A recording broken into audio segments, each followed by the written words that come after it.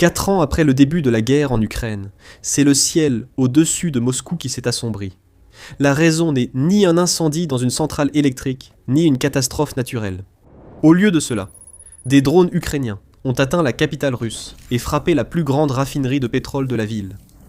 Et le fait que l'Ukraine ait réussi à atteindre la Russie de manière répétée résume à lui seul l'état de la guerre.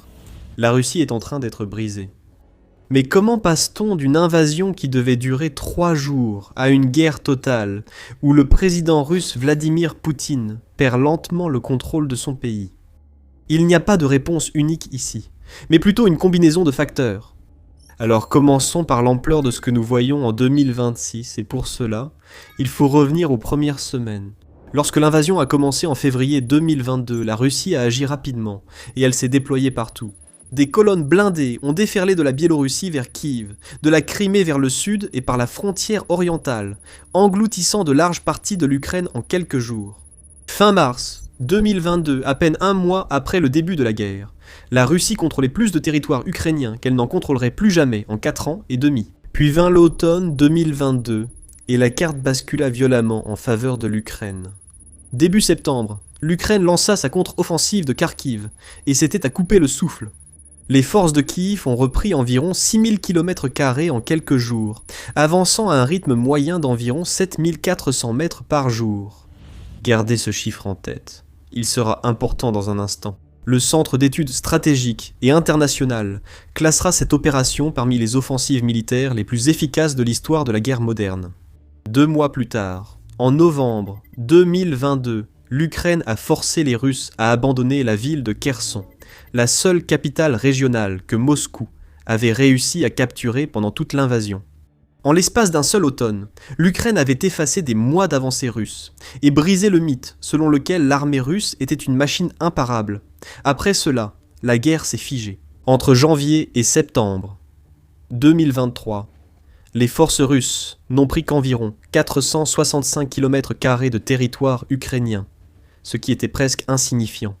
Le seul trophée cette année-là fut Bakhmout, une petite ville de l'Est qu'il fallut près de 10 mois et des dizaines de milliers de pertes pour capturer. Et la Russie ne l'a finalement prise qu'en mai 2023, après l'avoir réduite en ruines. L'année 2024 fut sans doute plus décisive pour la Russie, dont les forces ont conquis environ 3600 km². Sur le papier, cela ressemble à une offensive sérieuse. Mais même ce soi-disant pic signifiait que la Russie n'avançait qu'à peine 50 mètres par jour.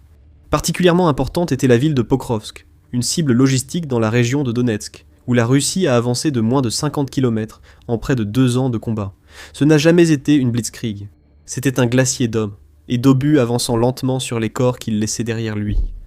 Et 2025 a répété ce schéma lent mais régulier. Nous avons gagné environ 4300 km². Mais malgré tout cela, la Russie n'a pas réussi à avancer de plus de 40 km dans une seule direction pendant toute l'année. Et puis 2026 est arrivé. En début d'année, l'avancée russe a quasiment buté sur un mur. Le rythme quotidien des gains russes s'est effondré à environ 2,9 km² par jour au cours des 4 premiers mois de 2026 contre 9,76 km² par jour sur la même période un an plus tôt. Et en avril 2026, la Russie a enregistré une perte nette de territoire, abandonnant environ 116 km², sa première perte totale depuis août 2024, et l'invasion de Koursk. Au total, entre février et mai de cette année, les forces russes n'ont capturé que 164 km² de territoire ukrainien. Dans la même période l'année dernière, la Russie avait pris 1151 km². D'habitude, il y a un certain rythme dans la guerre menée par la Russie. L'offensive ralentit généralement à la fin de l'hiver et au début du printemps, quand le sol et la météo sont défavorables, puis reprend vers mai. Les commandants russes comptent sur cette reprise au printemps. En 2026, cette reprise n'est pas venue. En juin, aucun signe de reprise notable des avancées russes, sur tout le front, n'a été observé. Le moteur saisonnier censé relancer l'offensive s'est essoufflé. Et la raison n'est pas la boue, ce sont les drones. Allez près de la ligne de front aujourd'hui pour voir ce que cela signifie. Les commandants russes continuent de faire ce qu'ils ont toujours fait, envoyer de petits groupes de soldats en avant pour sonder les lignes ukrainiennes, à la recherche d'une faille, d'une faiblesse, d'une unité épuisée. Mais ils envoient ces hommes sur un champ de bataille désormais saturé de drones. Des quadricoptères planent au-dessus d'eux. Des drones FPV à fibre optique se faufilent entre les arbres. Les drones de reconnaissance transmettent les coordonnées en temps réel. Ce qui était autrefois une attaque d'infanterie calculée est maintenant, très souvent, une sentence de mort exécutée escouade par escouade. Et voici l'arithmétique brutale pour Moscou. La tactique qui apportait autrefois des gains réguliers entraîne aujourd'hui surtout des pertes. Et c'est là qu'intervient le changement plus profond, celui qui va au-delà de n'importe quelle carte ou de n'importe quel mois. En bref, la robotisation a rendu le nombre de soldats bien moins important qu'auparavant, et cela a complètement changé la donne de la guerre pour Kiev. Réfléchissez à ce que cela signifie. Pendant des générations, la guerre terrestre favorisait celui qui alignait le plus de soldats. La Russie a tout misé là-dessus. Mais si vous pouvez combattre avec 10 000 ou 20 000 opérateurs de drones qualifiés au lieu de centaines de milliers d'hommes assis dans des tranchées, alors le nombre de morts cesse d'être la seule chose qui compte. Et le principal chiffre qui explique cela, c'est précisément le rythme auquel la Russie perd des soldats. Même si les chiffres globaux sont certainement effrayants, l'indicateur le plus important, c'est la tendance. Et selon les responsables ukrainiens, la Russie a perdu plus d'hommes sur le champ de bataille qu'elle ne peut en recruter pour les remplacer pendant toute l'année 2026. Les chiffres réels du recrutement confirment cela. Les données budgétaires russes indiquent que Moscou a enrôlé 60 et 11 216 hommes au premier trimestre de 2026 maintenant. Au cours de la même période, un an plus tôt, ce chiffre était de 89 601. La Russie recrute donc nettement moins d'hommes qu'il y a un an, précisément au moment où l'Ukraine reprend davantage de territoire. Comment l'Ukraine y parvient-elle vraiment ?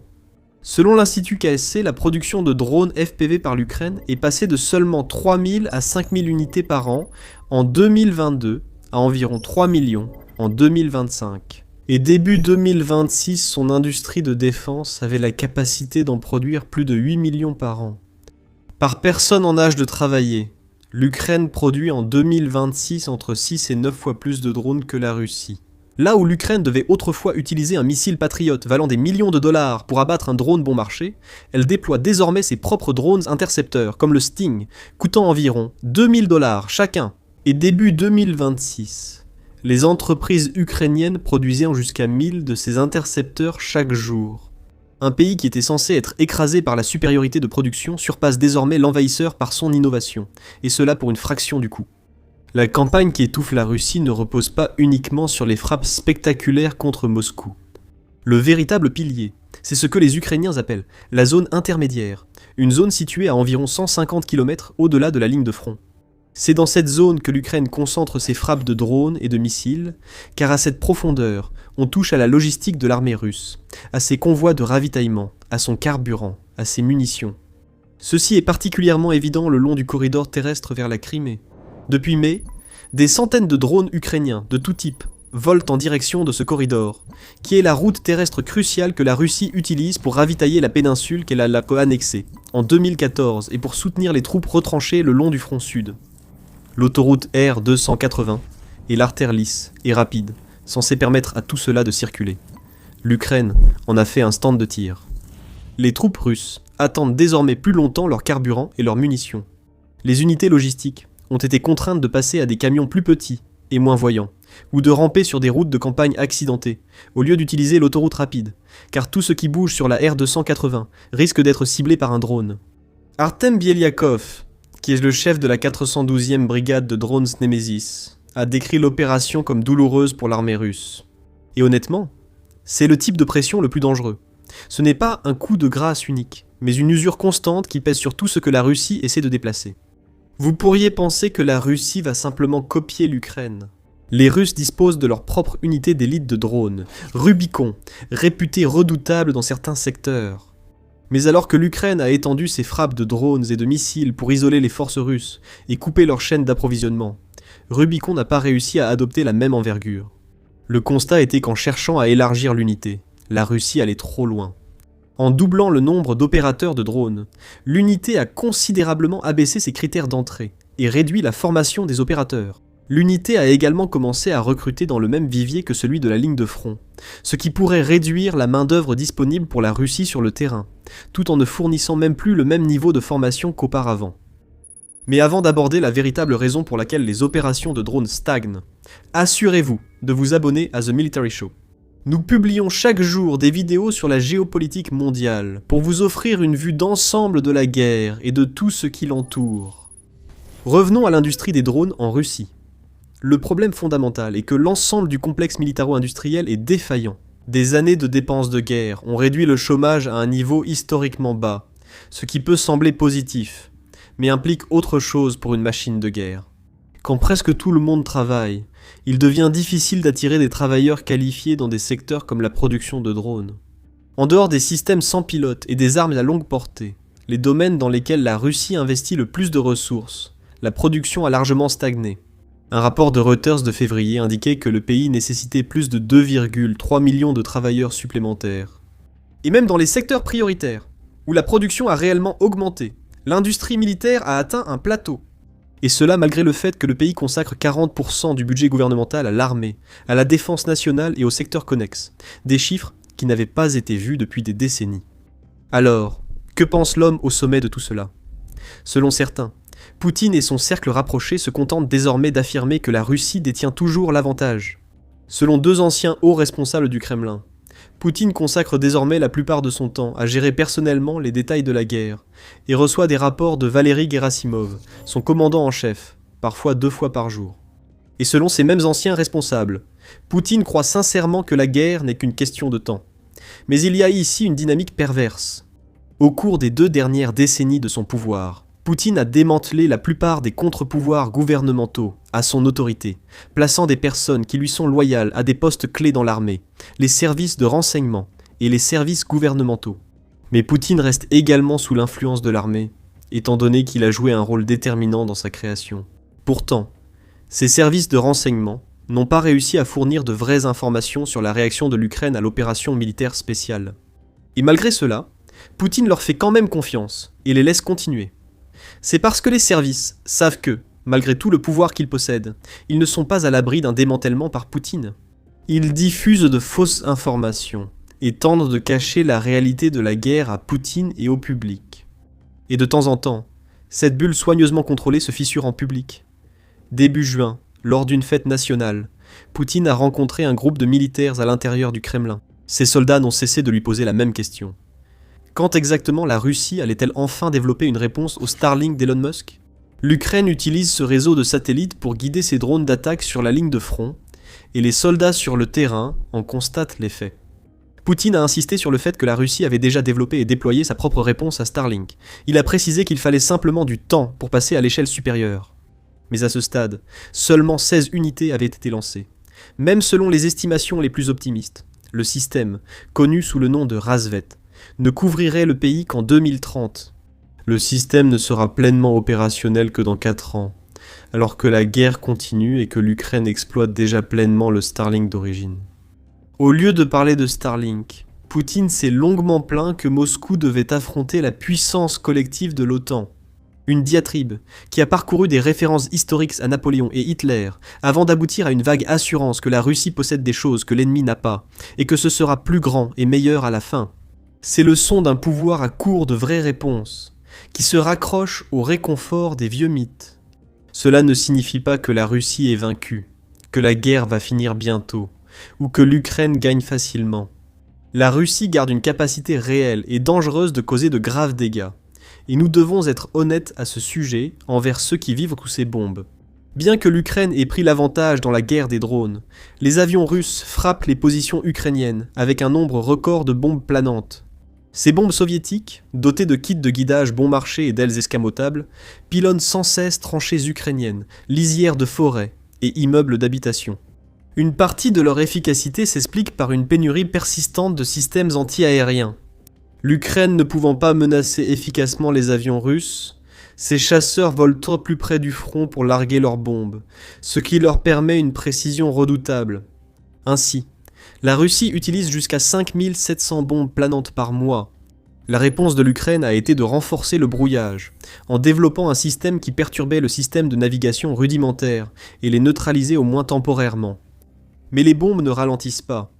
D'après le record de 5700 bombes en janvier, la Russie pourrait produire et déployer environ 68 000 à 70 000 bombes planantes en 2026, contre environ 60 000 en 2025. Donc les bombes planantes restent un problème que l'Ukraine n'a pas réussi à résoudre. La Russie a également déchaîné sa fureur sur les villes ukrainiennes. Donc Kiev a été frappé par d'énormes vagues de drones et de missiles envoyés à 3 reprises au début de l'été. L'Ukraine montre encore que sa force aérienne peine face aux missiles balistiques et hypersoniques, faute de suffisamment de munitions anti-aériennes sophistiquées pour les intercepter.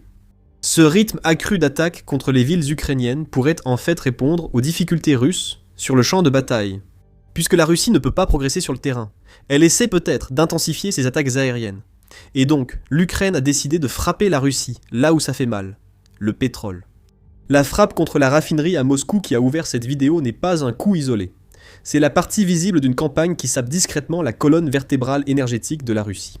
Selon une évaluation du New York Times d'avril 2026, les frappes ukrainiennes ont mis hors service environ 20% de la capacité de raffinage de la Russie depuis le début de 2024. Les usines, mises totalement ou partiellement hors service, représentent une capacité combinée de plus de 83 millions de tonnes par an.